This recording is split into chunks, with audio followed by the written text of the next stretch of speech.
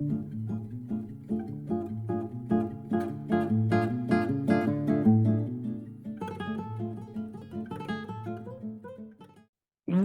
in, everybody. 5 minutes with Sean, maybe 10. Today, a bit of a milestone, I suppose, we realized in the pre-show. Today is episode number 280, and it just so happens that we're having a cool episode with someone that I have known for a long time. I was fortunate to meet in person pre-COVID world. I've been watching their journey pretty much since it's been on LinkedIn and anywhere else I could see it. And so I'm really, really excited today for today's guest. If you don't know the man sitting next to me here, you should if you own a dealership, because he is, I mean, let's just face it, he's probably one of the top 3 recruiters in the entire automotive space, right? That's just from my perspective, from what I see. But no one does it better, in my opinion, than my boy Anthony Santangelo. Anthony, how are you, man? Hey, Sean. Good, buddy. Thanks for the opportunity to be here. I really appreciate it. Hey, you're welcome, man. I appreciate you saying yes. Sometimes people are a little nervous to say yes to being on the show. And, you know, it's because we have a wide open format here. We don't try to stick to anything specific. And when it comes to guests, man, I like to have the guests call the shots. So with that in mind, as is customary this year, Ant, what are we talking about on today's show?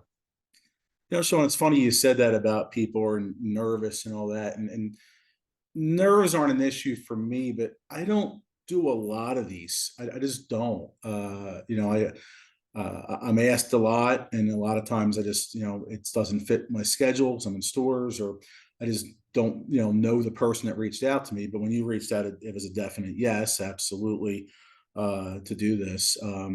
And I know you told me when we set it up, you said, just don't tell you what I wanted to talk about until we were basically live or recording the video. So I thought a lot the last couple of days. And I think really what I want to talk today about is about respect and appreciation in relationships, and also the workplace environment. Respect and appreciation in the workplace. Yeah. And also in relationships as well. So it's, I think they go hand in hand. The better person you are outside the walls of your organization, or some people say organization, the more successful person you will become inside the walls of your organization, whatever that may be, if it's the car industry or insurance, real estate, whatever it may be.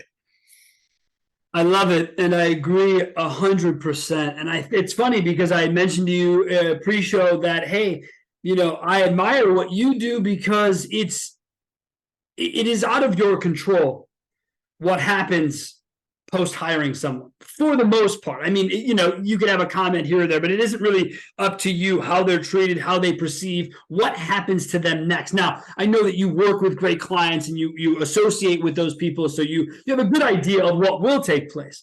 But for me, I think it would be the toughest part for me to do the job, man, is because I know that our industry lacks what you're wanting to talk about, right? Respect and appreciation isn't really on the top of the list. You and I have a similar journey. Ant, first day selling cars was when?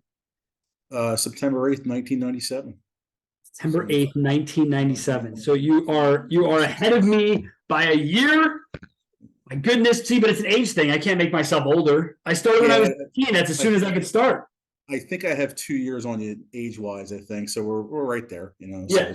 But we're in the same place, right? So we're in this genesis of still in a very traditional format world of the car business, still very, let's call it old school, right? The guys I learned from were guys who were mega stars in the late, 80s, early 90s, right? And that was a specific way of doing business. How have you seen the evolution from that side? Because as much as I get frustrated about today's lack of respect and appreciation, when I put it into historical context over the last 20 years, it's not as bad as when I started. So how do you see that journey? Yeah, well, let's go back to when we started. So you started in 98, I started in 97. Back then it never was, well, we'll start back then, we'll kind of move into 2023. But back then, it definitely was never good enough. You finish up the month, the 31st of the month, 30th of the month, and you're there till 11:30, 12, 1 o'clock in the morning, and you finish up, and it's just like, okay, you're back to a zero tomorrow. We'll see you at 8:30 or 9. It just never was good enough. And that was drilled in, I know, in my head, where it did get to the point where things sped up. And in 2010, 2011, 2012, my former GSM, he used to always call me Mr. Santangelo. He's retired now. His name's Fred. But he never called me Anthony. He was calling me Mr. Santangelo. And he would say, "Good job, Mr. Santangelo." It was 11:30 at night. I'm like, "Fred, it wasn't good enough." And Fred would just take his glasses off and look at me and say, "Why the fuck you just say thank you?" He would say to me, and he would just shake his head at me. And Fred and I have talked about this, and now it's understanding how to learn to take a compliment. So it's a little different. But back then it wasn't good enough, and it's drilled in your head. What ends up happening is when you have that drilled in your head, Sean, whether if it's the workplace environment or you're drilled in your head in your personal life, you're not good enough. Okay. Oh, you got a 95 on your test, mom and dad. Oh, no, mom and dad got 95 on my test. It wasn't good enough. Should have got 100. When you have those drilled in your head, that certain psychology that's there, then you start growing that way. And then you start growing that way, and it's growing in a bad direction where you feel it's never good enough. Now, when you have people, if you move into leadership and you move into a certain level, and you don't know how to encourage somebody. You don't know how to give somebody a chance. If they made you go do a ton of things as a rookie salesperson, clean up in the parts department, come see me, or they soaked your windows on your demo, or whatever it may be, all these crazy hazing that was done in the 90s. Now, all of a sudden, you feel like you have to put somebody through that today because you went through that. That's where it's wrong. That's where it's wrong. And that's a problem. That is still today. Now, those that adapt and adjust, that's where the employee retention would be.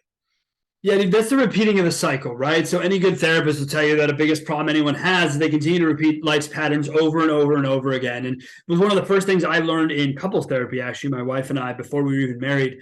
It was something that was important to her to make sure that we were on equal footing and all these other things. And so we did it. We were into it. And one of the first things the dude taught me was like, look, you guys, this argument you have, it's the same. And he was right. But he put a graphic to it, right? It made it clear to me. And I've always thought about that as it relates to our industry. I think our industry, it goes through, it ebbs and flows where it gets sort of in a different space. Things become more positive. Then we sort of get stuck in the same old habits and we sort of head back into it, right? But to your point, it has to do with how we grew leadership. And so I wrote down hero to zero, which is, something that's so commonly heard throughout when we were selling. The repeating the cycle. But the other word I circled 3 times on my list was perfection. Okay. And so damn it, Ant, I suffer from it so bad.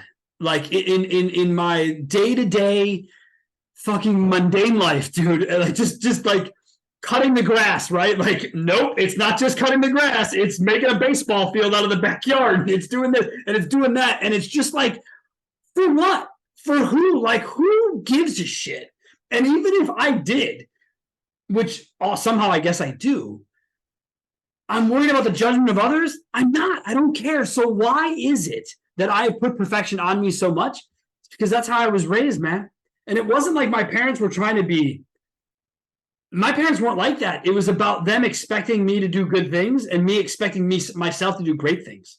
And so, yeah, dude, I get it. I get it. The perfection part, it's impossible. It's impossible. So here we are making it impossible for anyone else to live up to standards that we ourselves can't even live up to. Yeah. And then, Sean, it turns into greed after that as well, where you start having that success. Okay, it's not good enough. And you have to keep going, keep going, keep going. And 2021 was the most profitable year probably of any rooftop ever in the history of the car industry. Well, now all of a sudden in 22 and 23, you're still profitable, but all of a sudden you feel that you suck, or you're told you suck, or you lose your job, or you have to pull back. Or we didn't make as much money this year, so we can't pay you. Right. And the greed's coming in as well. And I love it. And the fact that you said it, dude, immediately when you said it, I thought of a client of mine that I work with I work with the actual, like, the directors of operations. I don't work with the owner. I don't know the owner. It was a terrible situation. This was a great group being run by a really aggressive guy. He unfortunately passed away unexpectedly. His ex-wife based on paperwork, took over the business, and then it was like this whole thing, right? They have a 21 through the roof, like wicked amazing, right? 22 rolls around, and the conversation with my buddy and the rest of the leadership team was, hey, we just lost $4 million this year to sell cars. And everyone's like, huh, how did we lose? I just saw a $2 million clear asset for the year. I don't understand. Well, yeah, last year it was 6. Okay, hold on. So what you're saying is we lost $4 million of profit. Okay, I get that, and that's not ideal, and that really sucks, but there's environment changes. And the individual was like, no, you lost $4 million as a store to operate. And it was just like, that's not the right math. That's not the right math. But because the greed people had lived on 6 million, right? That's the number now. And I kept up with the Joneses, dude, fucking bankrupted me almost. I mean, it pretty much did. I just didn't do the actual filing. In 2008, when everything crashed, I was at the top of my automotive career. Income, houses, trips, cars, you name it, all the bullshit no one needs. And without kids, okay, without children, I managed to blow through all of it, turn it into nothing, and basically lose everything but my wife. And so I gave up on greed, dude. I gave up on greed. But I want to ask you, you and I, we have different paths in the car business, right? And you have your career and I have mine. Your career has been, you're kind of like a lone wolf, bro. You know what I mean? You work for Automax, but you're fucking ant. You're the guy, you do your thing for you, and you do the work for you, and it's just you. How has that part of greed been for you as a single guy who works as hard as you do, as much as you do? Where does the focus go? What does that discussion look like to you? Yeah, I mean, I'm an independent contractor for the company I'm affiliated with. I am, and for me, I stopped making financial goals, Sean, in 2020. So 2020, yeah, this is my 4th year. I don't make financial goals anymore. I don't. I measure. What does that mean? What does that mean? Does that mean just how much you're going to make, or like how you're going to save and put your money? Like, what does that mean to you? A lot of people, the last week in December, first week in January, obviously they had the term New Year's resolutions. They do a financial plan of how much money they're going to make, and salespeople do this. And I tell salespeople, keep doing this. I said, don't follow what I've done the last couple of years. You keep doing this and you keep making it. I do a pasta plan for salespeople because I call money pasta, because you need money to live and you need pasta to live, obviously. So it's a goal setting form to help them basically do their income projection, because a lot of them aren't taught how to master their pay plan, where I teach them how to master their pay plan, which is a huge mistake by management. You hand the pay plan, but you don't show them how to earn it. That's a problem with it. So, but the last 4 years, I have not written any financial goals. I don't measure my YTD. Now I do financial statements every month as an independent contractor. I do that for tax purposes, obviously, and everything. But I measure my LITD, my lives impacted to date. How many people I get hired, how many females I get hired, how many military veterans get hired, and then I chart my transactions and all that and everything, where I'm looking at making the impact. And then the money's there. Obviously, I'm not broke. The money's there, but I want to be able to help people. That's what I focus on. And at the end of the month, I do the financial statement and I do the full tally for, the CPA or whatever. Fine. But I think it's important to have your heart in the right place, where, okay, you start having a career high. Okay, in baseball, obviously you have Aaron Judge hit a career high in home runs last year, right? Well, he's probably going to do less, fewer this year. He was hurt, obviously, and all that. Fine. Doesn't necessarily mean he has a bad year, but you have to look at the impact that you're making. And that's what's really important. And for me, that's something that people say, I don't know how you do it, Santangelo. You're on the road, you're in hotels over 300 nights a year. I am sitting here in my home in California right now this second, but after this week, I've only been here 31 nights out of 230 nights this year that I've been here. How do you do it? And for me, I wake up and I know there's an opportunity to impact someone's life, which honestly, that's really why I haven't quit. Yeah, well, that's what brings, right? That's how we kind of came onto this show today. was that I told you, I reached out to you about a post that you had made, and I had said, hey, if you need someone to talk to, it seemed like you were sort of at that point that we all go through, and it's not like we go through it once, okay? If you're dedicated to an industry such as this, as long as you and I have been, which is north of 20 years, you can't just, you're on year 25, you can't just walk away. You can't just say, let the car business be the car business and I'll just be me. You have to integrate who you are. But I love the fact that you talked about lives impacted. I stopped with financial goals when I told you I damn near lost everything, because that's what got me there, right? I know that's what got me there. I know that every time I set out, but that's because the people I work for in the car business, they're great people, but they were demanding of what the next level was. Do you know? I mean, how many industries do you think realistically expect the growth that our industry expects year in, year out, no matter what, no matter how? Like, it never ends. And so when I started running car biz, I did the same shit, right? I did the same shit. I treated people the same way. I had the same expectations of financial growth and this and that. And my wife one day, she was like, hey, asshole, no. Sorry, like, no, you can't bitch about it over here and then decide to run your, like, no, who are you and what are you about? And I'm like, I just want to make the industry better than I found it. She's like, then stop measuring money, stop talking about what it is you do or don't do. How are we going to help dealers? How are you going to do more? And it was just, mind-blowing in the moment. This is like we're 10 years of car biz, so 2015, 2016, and thank God that happened, because then 2020 hits, and I thought my business was going to go under. Who didn't at the first beginning of everything? We had no idea. And then it turns out my business went insane and has taken off ever since then. And it's only because of us putting the focus on people. And that's, I think, a hard part. But let me say something. When you talk about appreciation, what does that mean to you? Yeah, and to go back to one point, Sean, you said you felt like things were going to go under when I like to call it the era of the mask. When the era of the mask happened, I wasn't worried. I wasn't worried at all. I don't care who's in the office. I don't care what's going on in the world. I just know that if I keep doing what I'm doing, that things will work out. It's just my mindset. It's just there. So I wasn't worried about that from that standpoint. But, the things that really, you got to figure out what makes somebody tick, Sean. And sometimes it's financial. Sometimes it's just, the respect and appreciation, but sometimes it's also being treated fairly. You got to do the right thing, even if it hurts. My favorite television show is Blue Bloods. Even over The Sopranos, even over Tulsa King, which is Sylvester Stallone's show on Paramount, is Blue Bloods. And I love Blue Bloods very much. And Blue Bloods is about doing the right thing, even if it hurts, doing the right thing, even if it's sacrifice, even if you make less money. I think a lot of people there, that greed comes in where they don't want to do the right thing and they don't show an appreciation. Well, they did this, but you only did that because of this. No. Why don't you respect and recognize, as the cool kids say, of the person, with it? And that's something I try to do with my graduates. You mentioned before at the start of the show how I can't control if somebody stays or not. True, but to a certain extent I can. And what I mean by that is, I tell my graduates, leave the dealership, when I leave a store, my job is just beginning. They have my business card, my cell phone, Facebook, LinkedIn, Instagram. I guess it's called X now, Twitter. They have all that they can choose to reach out.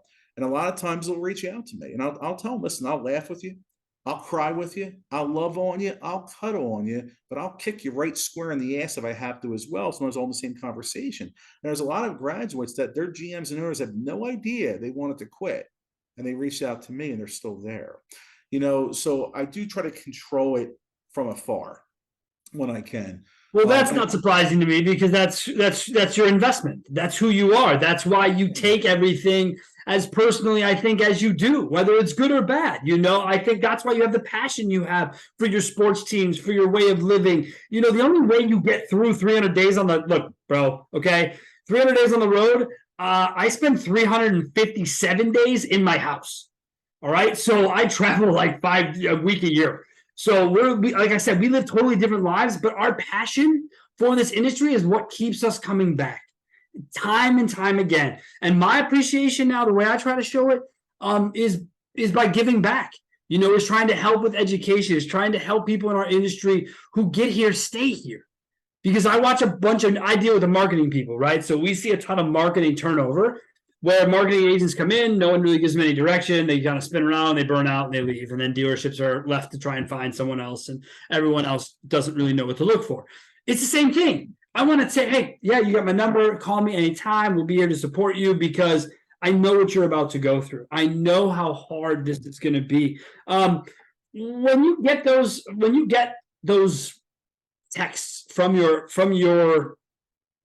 students, Graduates. from your graduates, what is the normal sort of tone of them? Like, are people mainly reaching out to you for that frustration, for that negativity? Is it for the positive? I ask this because I feel as humans, we like to err on the side of when things are wrong, we like to breach and tell everyone and scream about it. But when things are right, we just kind of go about it and expect it to be our life. So any feedback you want to share on that part of it? Yeah, it's a combination, Sean, where a lot of times in the first 90 days, they're reaching out because they want to leave and they kind of remember what I taught them in training class.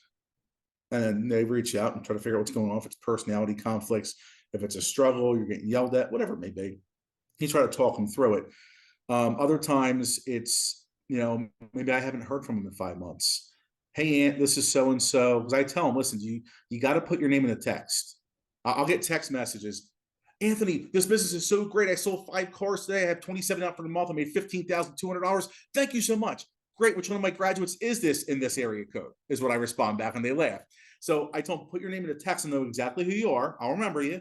Just put now, if they talk to me on a regular basis, I'll save the number in my phone. But they have to talk to me on a regular basis when you save the number. So I'll go through that where it's like they have an awesome month and it changes their life, which is great, and they'll reach out with it. Christmas time is the most interesting time, which is not a fun time of the year for me. But I'll get text messages, Anthony, my kids had the best Christmas ever. Thank you for believing in me. And I just cry. I mean, that really melts my heart. It helps me get through that difficult time of the year for me, to be able to do that. So it's all different, whatever it may be. But the bottom line is they know I'm here for them, whatever they need. As long as they don't lie to me. I tell them, you lie to me, you do something illegal at the dealership, I'm done. You and I are done. Simple as that. As long as you don't do that, I'll be your BFF. And I'll be here for you, so it's just, and that's basically what it comes down to. But you have to have that positive reinforcement, that appreciation. But when people are putting you down, or you feel like you're just a number, or you lack appreciation, or you feel there's an injustice that's done to you, where things were wrong. And, I believe in doing the right thing. And even if it hurts even sacrifice, I don't touch dishonest dollars. I don't. But some people do, and that's not right. When people have that, it really puts you in a mindset that it's like, is it worth it? You start to really think about that, where it's difficult, when you go through that. So and that's why it's important to have people in your life that are there for you. Obviously, you're one of my good friends, and we're big fans of each other, and I appreciate all your support that you give me. And so that's why I'm doing this interview. To get back to you. And so. Yeah, and it is that give and take, right? And geez, it was maybe 3 years ago, I was on the Facebook show with you, right? And so ever since then, I was like, man, you gotta do that over. You gotta do this. You gotta have on my show. You gotta do these things. And then it sort of came up, again out of your post. But as you talk about appreciation, I wrote down in my notes about how I sort of learned it on my end. I worked for a really hardcore group. Like I said, they were awesome, but they were high expectations. And so when I left, there wasn't a ton of appreciation for employees. There wasn't a ton of any of that. And apparently my leaving was sort of a spark that lit the fire for them to totally change things.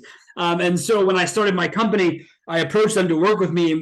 Apparently I didn't let enough time go past. We were still not happy with one another. So I laid in the weeds, and I waited and I waited and I waited. And a couple of years later, my buddy reached out and he's like, hey, I haven't really talked to the owner yet, but I want to start working with you at my store. And this is what I'm thinking. And this is what I want to do. And I'm like, okay, I'm open to it, right? I want to do it. And he's like, yeah, all right, cool. So then they sent me, I shit you not, Ant, I couldn't make this stuff up. I sent them pricing in 2013 when I started my company because I was sued by my previous employer for $1 million fucking dollars for a non-compete clause. And so part of the agreement that my lawyers worked out was that I wouldn't say anything or do anything in the radius I lived and blah, blah, blah, blah, blah. So I decided to get creative, go back to my roots in Colorado and say, hey, like, let's go. I can go talk to these guys. I give him a crazy price because in the beginning of what we're doing, we're giving our shit away because we didn't know what it was worth. 3 years later, he forwards me the email and he goes, whoa, the price you gave me, what's included, sorry, that's not where we want to go with this price. And I was just like, look, dude, you called me and that ain't the price anymore. I'm sorry. Like, we've grown, shit's different. You should have signed up 3 years ago. Yeah, when he uttered this, cost change, yeah, absolutely. You know what I'm saying? Like, what the fuck? 3 years ago, I was giving away the farm because I didn't have anybody on the farm. Okay, now the farm is full, and I'm cool because my business, dude. People don't get it. My business has a cap on it because I don't want it. I don't want employees. I don't want headaches. I want to be as close to an independent contractor doing his thing as possible. So there's only like 75 clients we can work with. As of today, I'm at like 68. So, the next person to call me with 5 or 6 stores, that's it. I'm good. This is because the greed's gone, and it's over. I know what I need to make, where I need to make it. That's to live the life I want to live. But when this dude gets done with me, I give him the deal and he goes, Sean, I just want to tell you, we appreciate you. After I delivered all my first month's, videos and all my recap and my work and all this shit. And he said the word appreciation, and I damn near fell out of my chair, dude. I couldn't believe they were, and they were all throwing it around. Even the owner was like, Sean, I just want to appreciate you. I'm like, what? I almost threw you through a glass window. Now you appreciate me? Like, you just said that shit then. We still work together, But what was great was they learned and I learned, and we're all better off for it. And I think that's the key.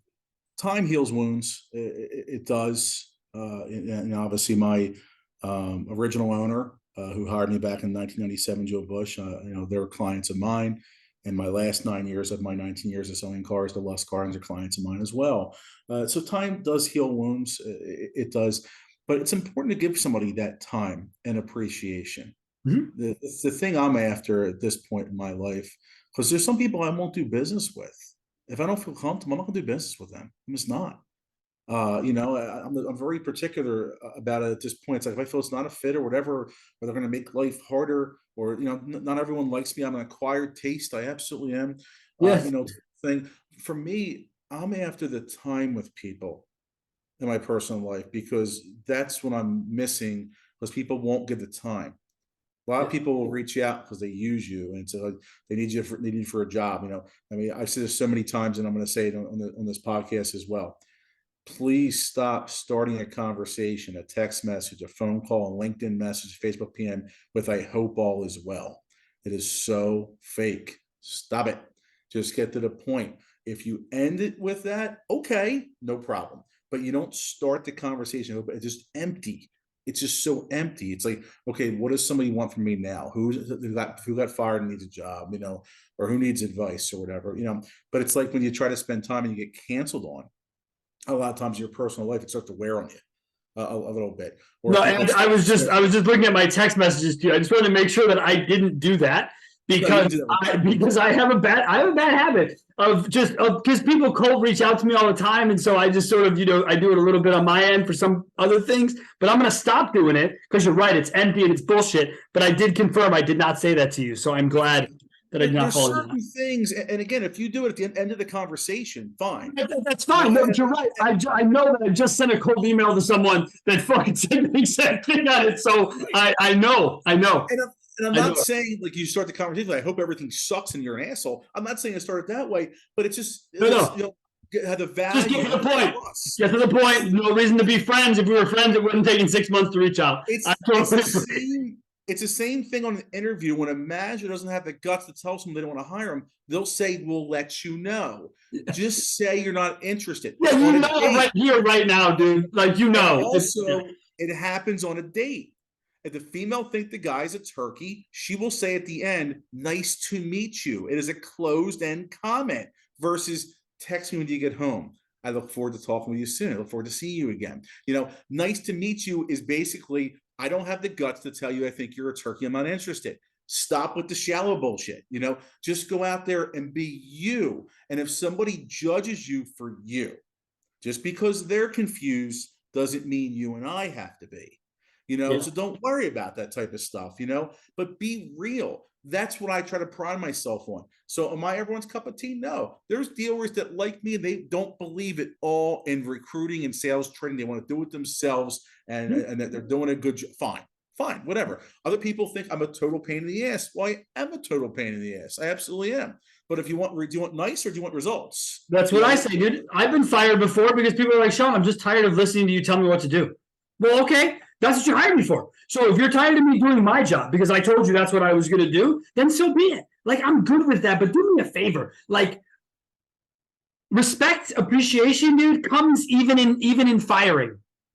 Dealers, just so you know, when you fire someone, a vendor, an exterior partner, just, whoever hired him should text them, or call them, maybe even, instead of like I've gotten letters from HR departments, which, like, what kind of weird sanitized bullshit is that? I've also gotten, like, the big head honcho hires me, but then when it comes time to fire me, he's got to have like some underling do it.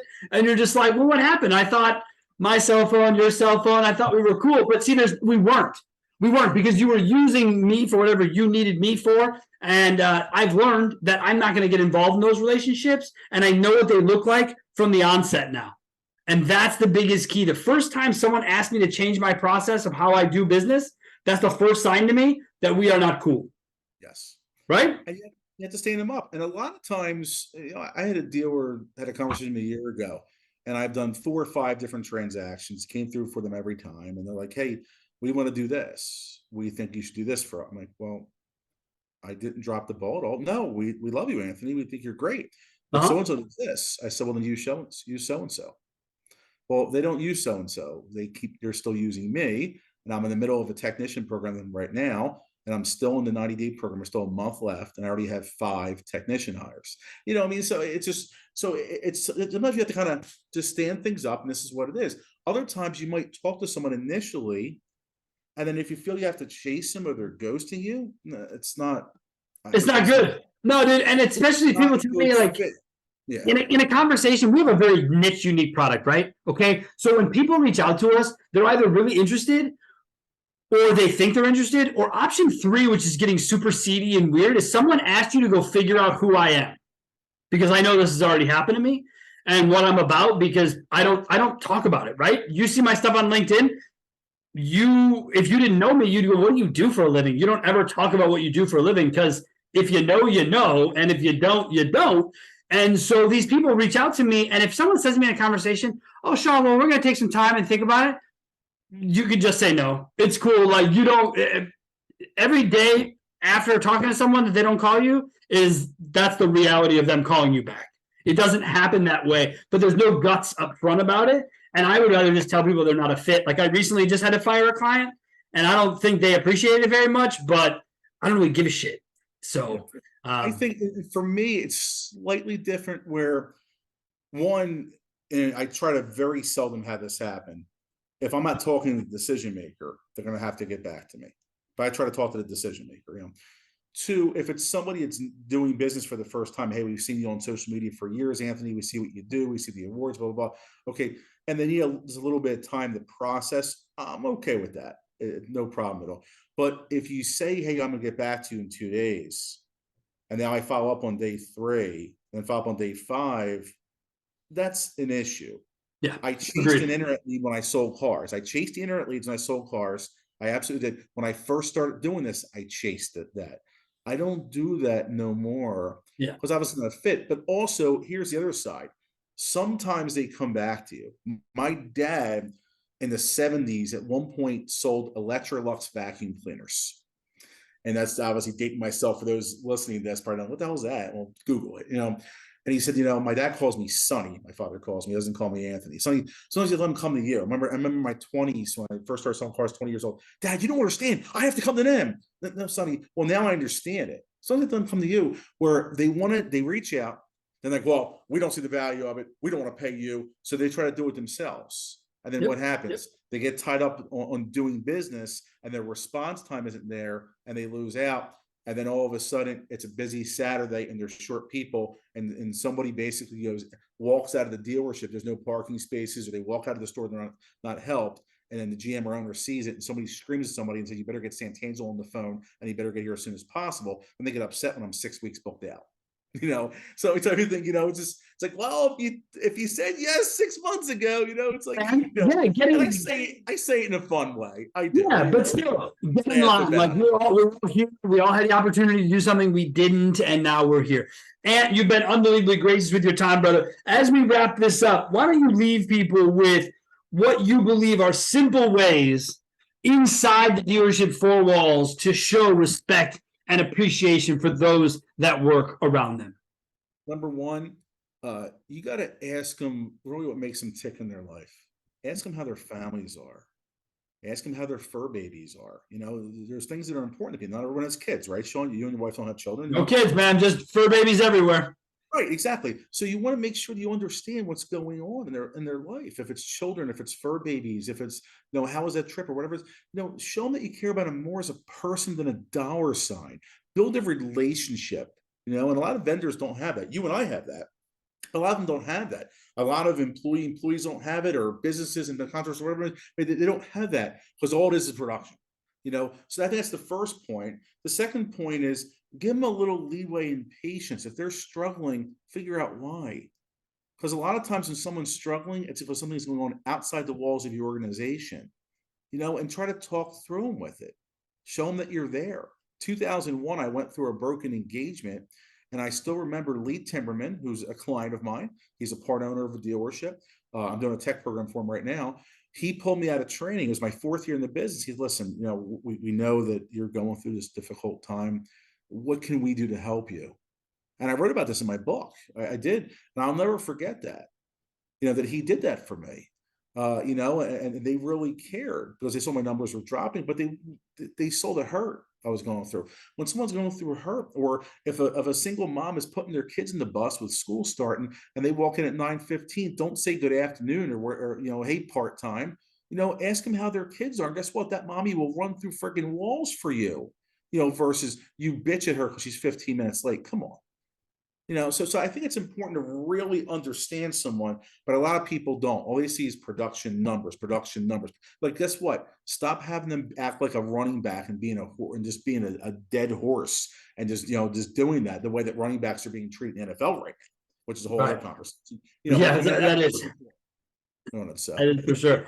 Dude, I got to tell you, I love both those points. I think the fact of really getting to know what makes people tick is something I learned early on in my management career. And unfortunately, I really was a managed by data guy. I didn't really give a shit about people when I was younger. I just wasn't showing anything else. And I knew I was a data nerd. And so I combined data with my love of the car business. And instead of running dealerships, I created a company. So we all have our paths. Ant, man, you have been incredible, dude. Thank you so much for the topic. I think it is greatly needed at this point. I think folks are really going to enjoy it.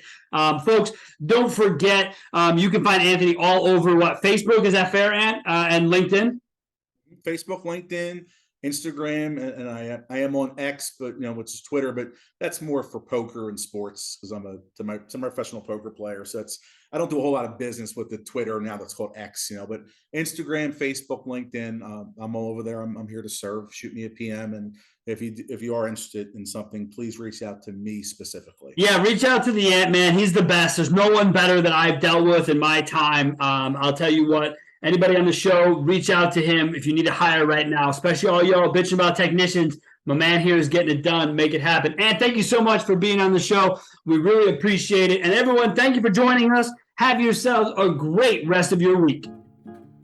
Thank you.